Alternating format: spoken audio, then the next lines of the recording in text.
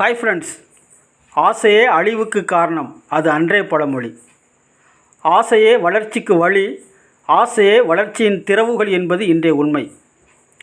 ஆசையில்லா மனிதன் அரை மனிதன் போலாவான். ஏனென்றால் ஆடை இல்லாமல் பிறக்கும் எந்த ஒரு மனிதனும் ஆசை இல்லாமல் பிறப்பதில்லை. மனிதனாக பிறந்த எல்லோருக்குமே ஆசைகள் இருக்குது, கனவுகள் இருக்குது. அந்த ஆசைகளையும் கனவுகளையும் அடைவதற்குத்தான் நாம் நாலா பக்கமும் ஓடிக்கொண்டிருக்கிறோம். அப்படி ஓடியும் நம் ஆசைகளையும் கனவுகளையும் அடைந்து விட்டோமா என்று கேட்டால் பெரும்பான்மையான மக்கள் சொல்லக்கூடிய பதில் என்னவாக இருக்கும்? இல்லை என்று தான் இருக்கும் ஃப்ரெண்ட்ஸ்.